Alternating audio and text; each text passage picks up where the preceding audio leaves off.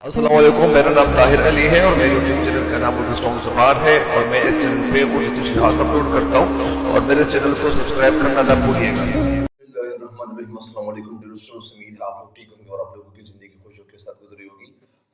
मेरे इस चैनल पे हर नए आने वाले उनको चाहिए कि मेरे चैनल को सब्सक्राइब करें और घंटी का बटन ज़रूर दबाएं ताकि मेरी हर वीडियो आपको बर वक्त पहुँचती रहे। तो आप लोगों के लिए चलता हूँ शेर नंबर 2 के तशरीह की तरफ। उम्मीद है कि पहले शेर की तशरीह आपको समझ आई भी होगी।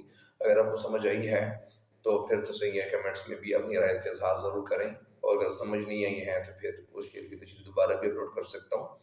एक बात और सुन लें, उम्मीद है कि आप मेरी वीडियोस को भी साथ साथ शेयर भी करे होंगे अपने दोस्तों के साथ, अपने रिश्तेदारों के साथ। तो आप लोगों के लिए चलता हूँ शेर नंबर 2 की तशरीह की तरफ। शेर नंबर 2 क्या है? यही है, कड़कती बिजलियों की इस जगह छाती दहकती है, घटा बजकर निकलती है, घटा बजकर निकलती है, हवा थर्रा के चलती है। कड़कती बिजलियां, बिजलियां कब चमकती है? बिजलियों की चमक कब शुरू होती है? जब बादल आसमान पे सारे सारे आसमान को ढक लेते हैं और सारे आसमान पे बादल छा जाते हैं।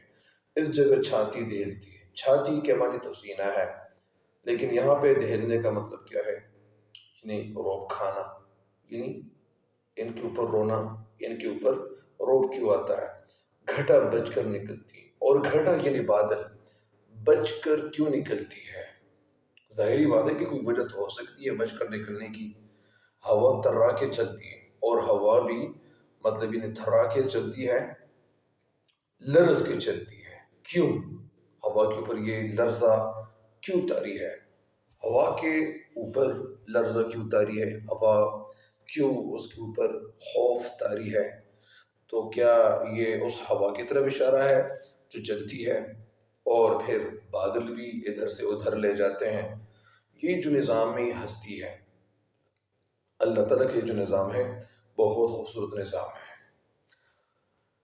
अब आपके सामने इस शेर की तशरीह थोड़ी डिटेल से करता हूँ। शायर हफीज जालंधरी इस शेर में एक तारीख़ी अहमियत के हामिल मुकाम, जगह दर्र खैबर का जिक्र या बयान करते हुए कुछ इस तरह कहते हैं कि दर्र खैबर का हिफाजती दीवार, यानी पहाड़ी सिलसिले की इस कदर ऊंचे और तवील है। यानी ये जो पहाड़ी सिलसिले हैं, हिफाजती का मतलब यहाँ पे क्या है? हिफाजत के तौर पर, यानी ये पहाड़ भी हिफाजत का काम करते हैं। तो इसी की तरफ इशारा है, इस कदर ऊंचे और तवील है। क्या चीज़?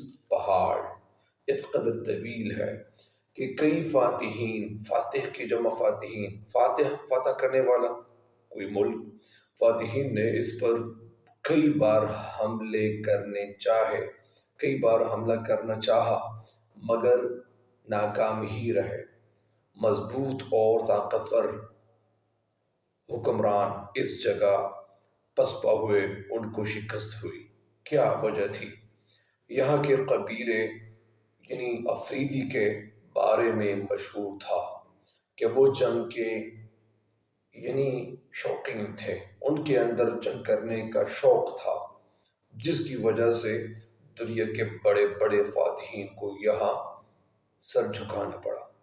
कहने का मकसद ये है कि अफरीदी ख़ानदान की जो बहादुरी है, वो इतने ज़्यादा बहादुर लोग हैं, शायर कहते हैं कि इनकी बहादुरी की वजह से, यानी जो बड़े बड़े शहंशाह, बड़े बड़े बादशाह, बड़े बड़े हुक्मरान, उनको भी उनके सामने झुकना पड़ा।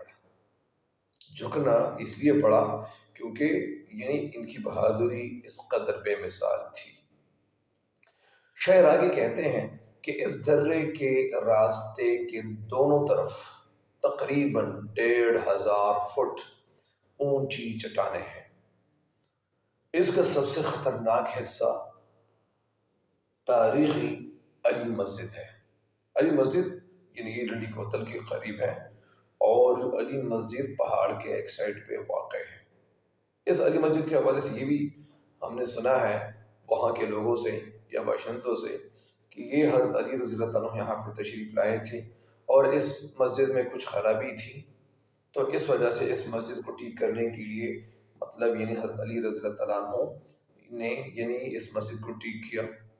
اگر کسی کو جو کچھ میں کہہ رہا ہوں، اگر یہ شنواری جو لوگ ہیں ٹھنڈی کوتل سے تعلق رکھنے والے یا افریدی لوگ میرے اس شعر کی تشریح اگر سن رہے ہیں، تو اگر ان کو اس حوالے سے کچھ زیادہ علم ہے تو وہ میرے اس چینل کے کیمنٹس میں اپنی رائے کا اظہار ضرور کریں، تاکہ مجھے پتہ چلے، تاکہ میں اگلی ویڈیو میں اس کا ذکر کروں۔ بہرحال یعنی علی مسجد کا یعنی اس کا سب سے خطرناک حصہ تاریخی علی مسجد ہے، جہاں کھڑکتی بجلیاں جیسے حکمران ہار مان گئے۔ ہار کیوں مان گئے؟ یعنی جہاں کڑکتی بجلیوں جیسے حکمران ہار مان گئے۔ یہاں درہ اتنا تنگ ہو جاتا ہے، یہاں درہ اتنا تنگ ہو جاتا ہے کہ اس کی چوڑائی مطلب وسعت صرف چند میٹر تک رہ جاتی ہے، یعنی چند میٹر تک رہ جاتی ہے، اور یہ جگہ تنگ ہو جاتی ہے۔ یہی وجہ ہے کہ ہزاروں فوجیوں کے لیے یہ قیامت برپا کرتے تھے۔ ہر فوج یہاں آنے سے گھبراتی تھی، کیونکہ تنگ سلسلے یعنی پہاڑوں کے تنگ سلسلے انہیں زج کر کے، انہیں تکلیف کر کے، انہیں ایذا پہنچانے، ان کو تکلیف میں مبتلا کر کے پسپا ہونے پر مجبور کرتے تھے۔ یہاں تک کہ ان کی لاشیں اٹھانے کے لیے بھی ان قبائل کی بات ماننی پڑتی تھی۔ ظاہری بات ہے، کیونکہ قبائل یہاں کے یعنی رہائش پذیر لوگ تھے اور رہائش پذیر لوگ ہیں، اس لیے اگر کوئی مطلب یعنی لڑائی لڑنا شروع بھی کرتا تھا ان قبائل کے ساتھ، تو پھر وہ لوگ اگر یہاں پہ وہ جو موجود ہوتے تھے، اگر وہ اپنی لاشیں بھی یہاں سے اٹھانا شروع کرتے تھے یا اٹھاتے تھے، تو کیا کرتے تھے؟ یعنی ان قبائل کی بات ماننی پڑتی تھی۔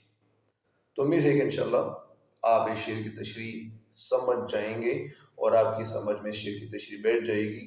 تب تک کے لیے مجھے دیجیے اجازت۔ اللہ نگہبان۔